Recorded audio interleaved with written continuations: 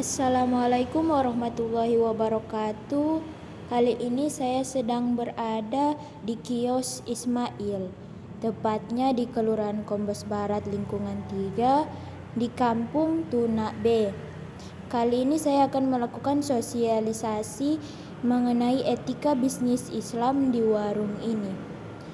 Oke, baiklah, langsung saja kita masuk pada inti pembahasannya.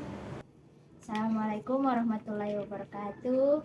Permisi Bu, maaf mengganggu waktunya. Saya Inaya Ramadhani Tuino dari kampus IAIN Manado ingin mengadakan sosialisasi pada pengusaha-pengusaha bisnis. Jadi di sini sebelum saya melakukan sosialisasi, saya ingin bertanya sedikit mengenai usaha yang Ibu bangun ini. Pertama, apa yang menjadi motivasi Ibu dalam membangun usaha ini?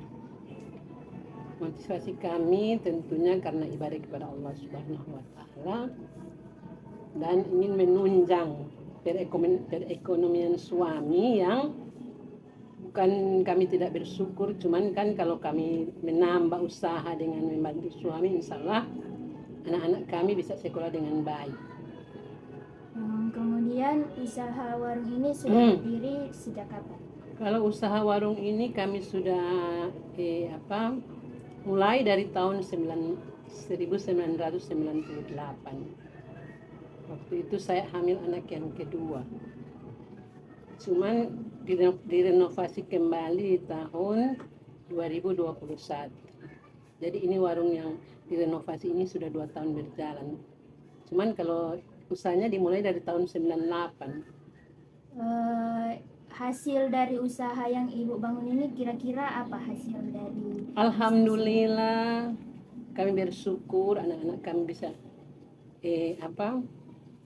lanjut ke sekolah sampai sekolah yang tingkat tinggi, yaitu anak kami yang tertua mendapatkan gelar sarjana, dan anak kami yang kedua kami masukkan ke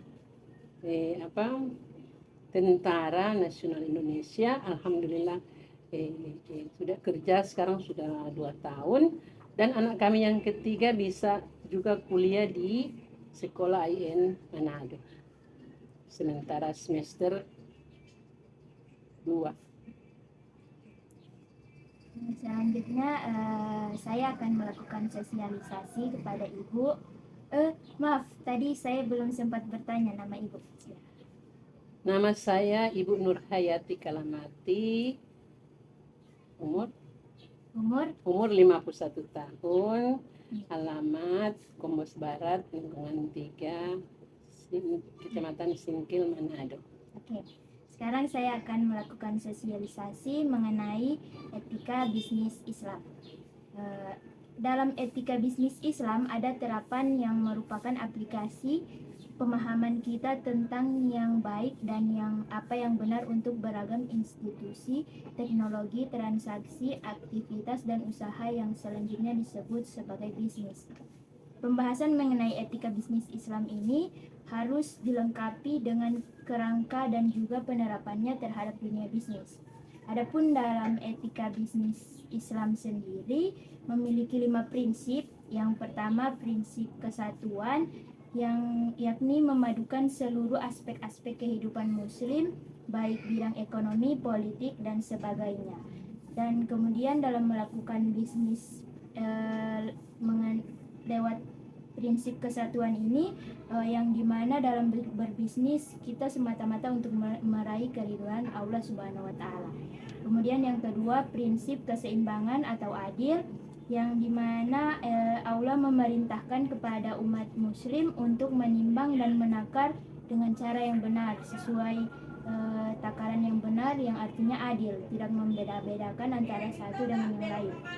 Selanjutnya, prinsip yang ketiga yaitu kehendak bebas, yakni suatu kecenderungan manusia untuk terus-menerus dalam memenuhi kebutuhan hidup yang tak terbatas, dengan adanya kewajiban yang juga berkaitan dengan masyarakat, baik itu melalui infak, zakat, maupun sedekah. Yang keempat yaitu tanggung jawab, yang mana dalam berbisnis kita itu harus memiliki tanggung jawab dalam memenuhi kebutuhan hidup kita yang tidak terbatas. Yang terakhir yaitu kebenaran, yaitu niat, sikap, dan perilaku yang benar untuk mencari atau memperoleh dan upaya untuk menetapkan suatu usaha, suatu bisnis untuk selanjutnya tujuan dari etika bisnis.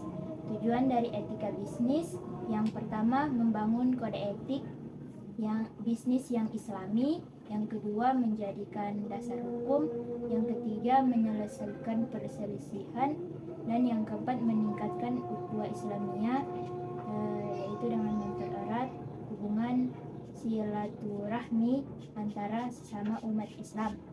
Adapun produksi dalam Islami yakni membuat suatu produk atau menciptakan suatu jasa di mana yang sesuai dengan syariat Islam. Yang kedua yaitu produksi dalam Islam, distribusi dalam Islam. Distribusi dalam Islam sendiri yakni menyalurkan barang kepada konsumen.